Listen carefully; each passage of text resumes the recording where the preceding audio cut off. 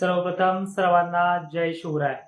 मित्रांनो, आज आपण जे पाहिलं कुंभार पिंपळगाव पासून सतत सोडलेला जो काही भाग होता, अक्षरशः शेतामध्ये ढेकळं असणारी जी काही परिस्थिती होती, कुंभार पिंपळगाव मूर्ती परिसर आसनगाव पट्टा आणि बऱ्याचशा जामसमर्द वगैरे भागांना तिथे चांगला आणि पेरणीयोग्य पाऊस झालाय।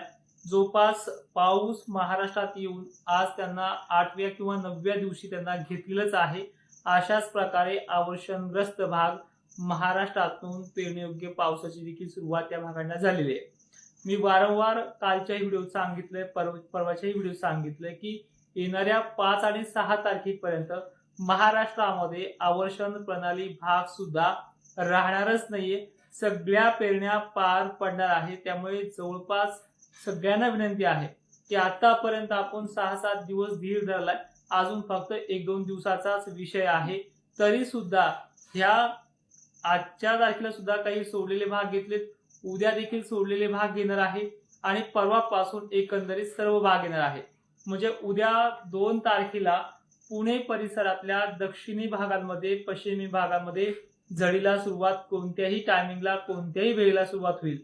अहिल्यानगर, बीड जिल्हा, त्याचबरोबर जे काही धाराशिव पट्टे आहेत, नांदेड पट्टा आहे, लातूर पट्टा आहे आणि बीड जिल्ह्यामध्ये सुद्धा परभणीसह झडीला कोणत्याही वेळेला दुपारपर्यंत कैला सकाळपासून सुरुवात होणार आहे। नंदुरबार, शहादा आणि धुळे जिल्ह्याला 2च दिवसामध्ये कव्हर करणार आहे। तिथे अनेक ठिकाणी आजही पाऊस सुरू झालाय। सुरुवातीला पाऊस हा खानदेशमध्ये कालपासून थोडी सुरुवात केली, आज बऱ्यापैकी सुरुवात केली आणि उद्या त्याच्यामध्ये रेकॉर्ड ब्रेक वाढ होते आहे। आणि 4ला, 5ला, 6ला ह्या 3 दिवसांमध्ये तिथे अनेक भागांचा पाणी प्रश्न सुद्धा मिटू शकतो, अशी परिस्थिती ते खानदेशमध्ये राहणार आहे। आता व्हिडिओला सुरुवात केलेली आहे। या व्हिडिओ पासून आपण अनेक भागाबद्दल बोलूयात। कोल्हापूरचे अनेक मेसेज आपल्यापर्यंत पोहोचले की आमच्याकडे थेंब नाही। बाबा, तुम्हाला दरच वर्षी हा वारंवार सोडतो आहे, लवकर घेत नाही, हे माहीत असताना सुद्धा आणि दिलेल्या वेळेपर्यंत थांबायला सांगितलेलं असताना सुद्धा तुम्ही वारंवार तो मेसेज करू नका, ही तुम्हाला विनंती आहे। आज तुम्ही जर पाहतात कमेंटमध्ये, तर अनेक जिल्ह्यांच्या कमेंट अशा आहेत की आम्हाला पाऊस झालाय म्हणून। मान्य आहे, आवर्षण प्रणाली भाग हा आता हळूहळू सुटणार आहे आणि एक्झॅक्टली तो सुटणार सुद्धा आहे। शेवटपर्यंत सांगेल की हा पाऊस तुम्हाला होणार आहे।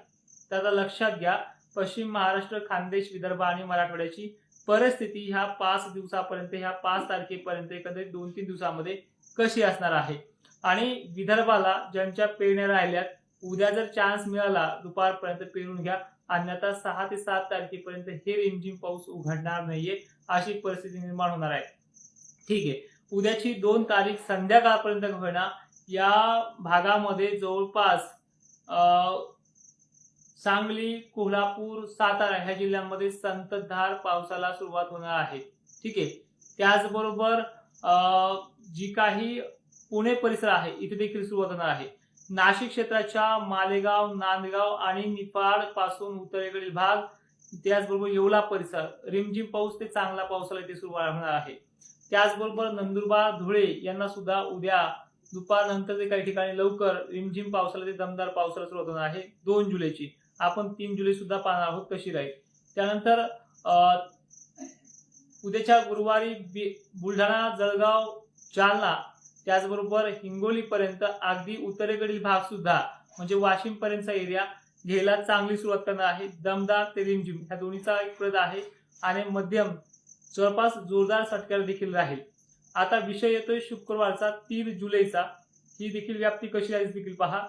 नाशिक जिल्ह्याची जवळपास 90% व्याप्ती पूर्ण करणारी 3 तारखेपर्यंत संध्याकाळची तारीख आहे आणि ह्या तारखेला नाशिक जिल्हा हा जवळपास पूर्णच कंप्लीट करेल। ही माहिती सुद्धा तुम्हाला जवळपास मला ह्या शुक्रवारचे मेसेज 4 तारखेला सांगायचे, 12 वाजेपर्यंत वेटिंग करायचे। पण या तारखेला 3 जुलैला नाशिकच्या जवळपास एकंदरीत इगतपुरी, निफाड वगैरे सगळे भाग कव्हर होतील। जुन्नर पट्टा सुद्धा याच्यामध्ये आहे। छत्रपती संभाजीनगरच्या पैठणमध्ये काही सोडलेल्या भागांना सुद्धा उद्या काही प्रमाणात आहे, पण त्यापेक्षाही फिक्स आणि चांगल्या पद्धतीचा पाऊस हा 3 जुलैला आहे। संध्याकाळपर्यंतची वेळ असेल, दुपारनंतर कोणत्याही क्षणी ते आगमन होईल, सकाळून सुद्धा होईल। मालेगाव, त्याचबरोबर कन्नड, सिल्लोडला सुद्धा अनेक भागांमध्ये याची व्याप्ती पूर्ण होईल।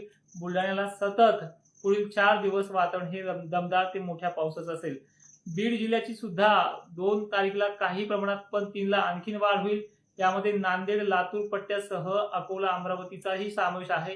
एकंदरीत विदर्भ आणि जवळपास पश्चिम महाराष्ट्र, खानदेश आणि मराठवाडा हा बऱ्यापैकी ह्या 2 दिवसामध्ये कव्हर होईल. यापेक्षाही जबरदस्त आणि चांगला मोठा प्रभाव असणारी तारीख म्हणजे 4 आहे. शनिवार, रविवार, सोमवार महाराष्ट्रातला एकही भाग सुटणार नाही.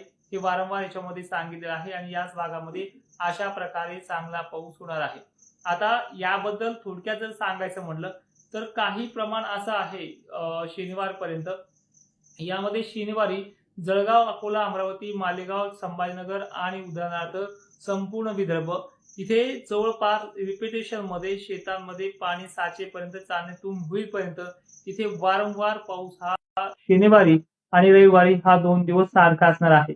त्याचबरोबर पुणे, अहिल्यानगर, नाशिकला सुद्धा याच पद्धतीचा पाऊस ह्या शुक्रवारपासून वाढणार आहे.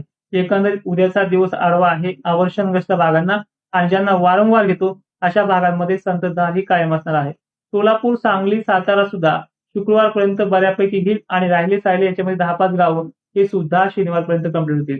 एकंदरीत खानदेश, विदर्भ आणि मराठवाडा हा शनिवारपर्यंत राहणार नाहीये आणि 7 जुलैपर्यंत राज्यातलं पावसाळी वातावरण आणि त्यामध्ये होणारी वाढ ही नक्कीच आहे. त्यामुळे जोरदार पाऊस देखील होणार आहे. आता इतक्यामध्ये तुम्हाला पुढील परिस्थिती देखील समजली आहे आणि राज्यामध्ये अजूनही जे काही असं वारे सुटले, जोरदार वारे सुटले, अमुक झाले तमुक झाले, गेल्या वर्षीपेक्षा बखाडी वाऱ्यांना यंदा जोर नाहीये. त्यामुळे ढग थांबणं, पाऊस पडण्याची प्रणाली ही वारंवार होत राहणार आहे. आता काही बीडमध्ये तलवाडा पट्ट्या आहेत ते सुद्धा 3 आणि 4 तारखेला कंप्लीट होतील. उद्यापासून तिथे हलक्या आणि मध्यम पावसाला सुरुवात होईल.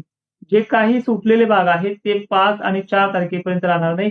6व्या दिवशी 6 तारखेला आपण तुमच्या मेसेजला उत्तर देऊयात. आता हसनाबाद वगैरे, हसनाबादला चांगला पाऊस झालाय. त्यामध्ये काही मोजके भाग त्याच्या आजूबाजूचे सुटलेत, त्यांना सुद्धा काही ठिकाणी रिमझिम वगैरे पावसाला सुरुवात होईल आणि अनेक भाग असे आहेत की ह्या 3 दिवसात राहणार नाहीये. एकंदरीत 3 तारखेला ते 4 तारखेला जवळपास खानदेश, विदर्भ आणि मराठवाडा बेतला जाईल आणि सांगलीचा, दक्षिण सोलापूरचा आणि काही लातूरचा भाग असेल तो सुद्धा 3 आणि 4ला राहणार नाही आणि त्यानंतर वाढ होऊन 6-7ला सुद्धा आणखी जोरदार वाढ होणार आहे. एकंदरीत महाराष्ट्राचं चित्र पूर्ण बदलणार आहे. यावर्षी जुलै महिन्यामध्ये मोठा खंड नाही हे सुद्धा वारंवार सांगितलेलं आहे. ज्यांना धीर धरवत नाहीये 3 तारखेपर्यंत, 4 तारखेपर्यंत त्यांनी खुशाल IMDचे अंदाज पाहणे आणि शेतीचं नियोजन करणे. जय शिवराय.